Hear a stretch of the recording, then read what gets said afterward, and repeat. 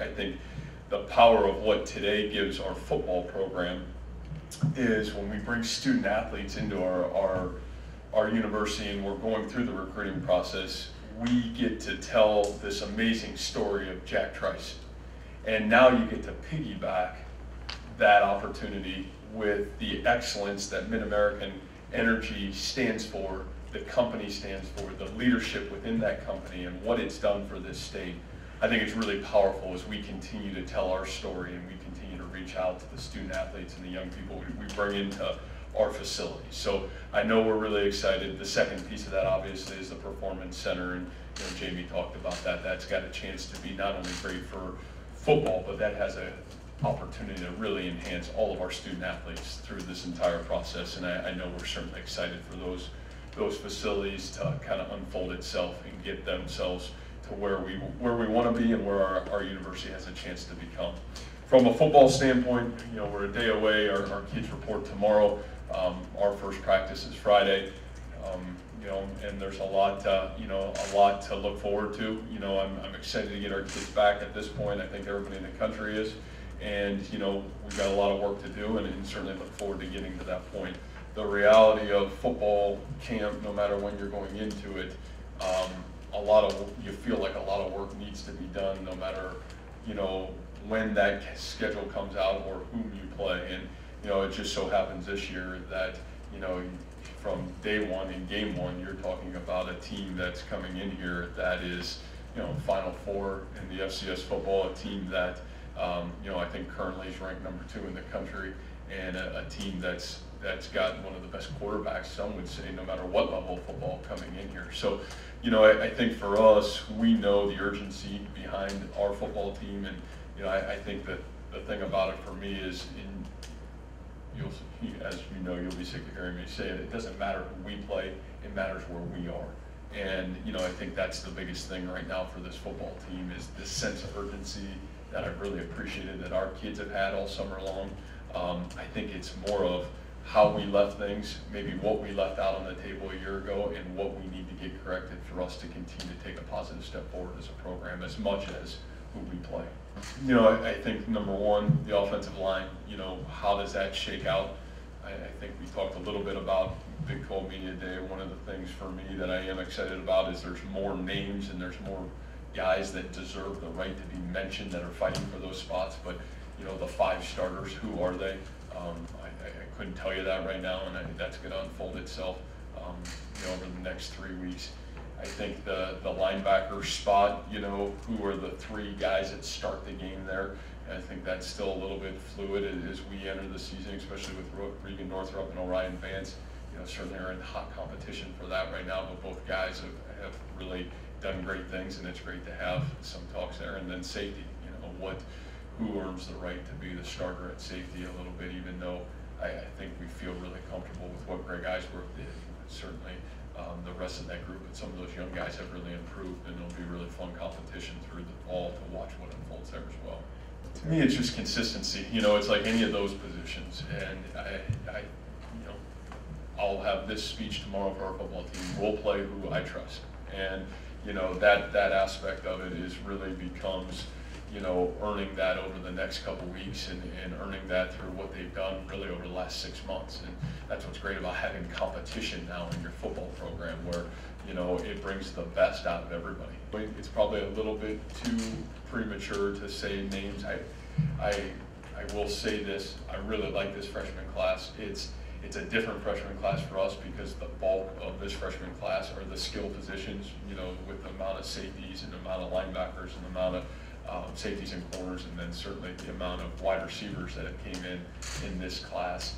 It's really unique, and sometimes when you have a high skill group coming in, sometimes those guys can emerge to the forefront quicker than sometimes an offense and defensive lineman can. So, it'll be interesting to see. We're really excited about the growth that group's made, because that group's really been here since June with us. Adam and I were talking about this before we came in here.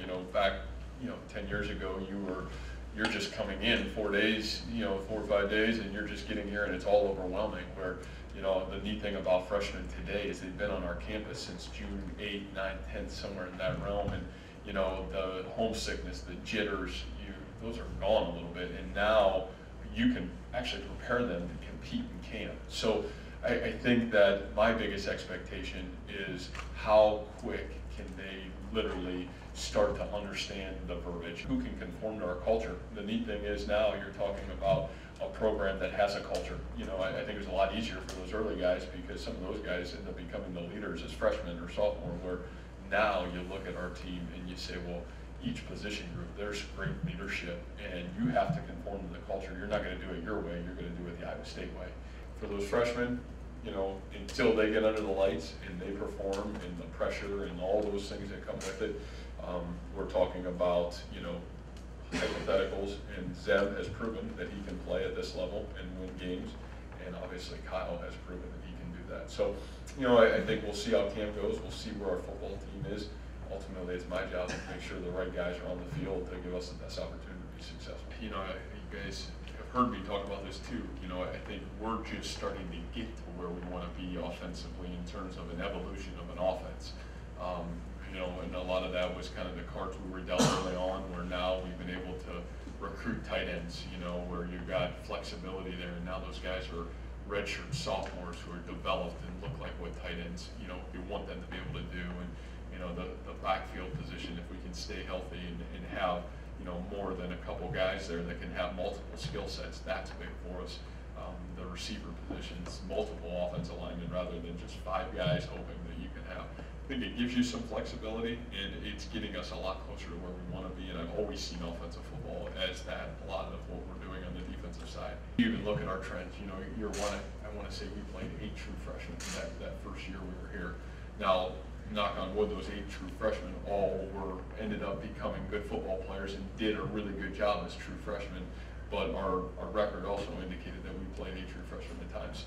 And my hope is that our football program is not at that point where we have to play 8 true freshmen. And you know, last year it was a little bit less, and you know, I think that's how it goes. Now, this new rule, I think, puts you in a mindset of when do you play those true freshmen. And I've said this to every recruit that I've recruited, and I've said this at every first team meeting that I've ever had, is I would rather play you too late than too early. And that's for the benefit of our team, and that's for the benefit of you. It's not so much the year. I think it's where we're at in our football program. We'll be cautious with how we use those freshmen, especially early in the season.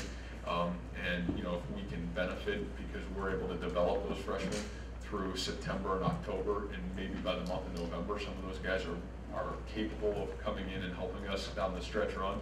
Do I think that's huge? Yes. Do I think a year ago, you know, Orion Vance and some of Johnny Lang and some of those guys could have maybe helped us down the stretch run? Yeah, maybe they could have, and could have helped us, you know, where you got Joel Lanning playing so many snaps, and you know, you got some of those seniors that played a tremendous amount of football. Just because of lack of depth where we were, we didn't have the ability to help those guys out. So I think it's definitely a rule that's going to enhance strategically how you think about those freshmen, but something that I think we can certainly benefit from through development rather than just say, hey, we're going to play you early and see if you stick. I said this, the only guy that even is a little bit limited right now is Carson Epps, coming off of that surgery from, you know, the late last football season. But other than that, you know, we're at 100%.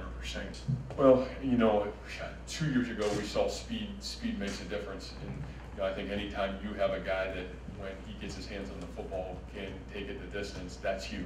And Kane gave us some of those sparks his freshman year, and I think just getting him back.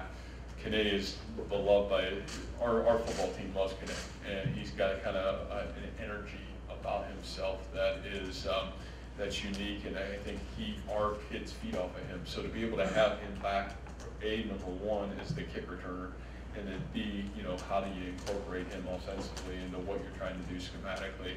I certainly think that's great for our football team. And, you know, we just want to see Kane continue to be healthy, and I think he certainly gives us a spark to our football program. We found an identity as the season went on last year, and then that took about a year and 4 games for us to kind of anchor into what is our identity on the defensive side of the football. And I think that being able to create an identity, having the ability to get better as the season went on, I think there's a lot of confidence in that room right now. And the neat thing for us is now, can we get better? Well, we've only played this defense for 7 games or 6 games. So I think the flexibility and the variations that we have, I think you can only see us really settling in and being confident what our guys do. And I think confidence is the key to success, especially on the defensive side of football today. I think the biggest thing for me that I've seen in recruiting is we're almost like 3 months ahead of schedule, you know, and everybody was waiting to see, you know, how is this new recruiting model going to pan itself out, and really what it did is expedite things, you know. So I do think the one thing that it's allowing us to do is you know, making sure we put a great end to the 19 class and have a chance to really anchor in on that 2020 class.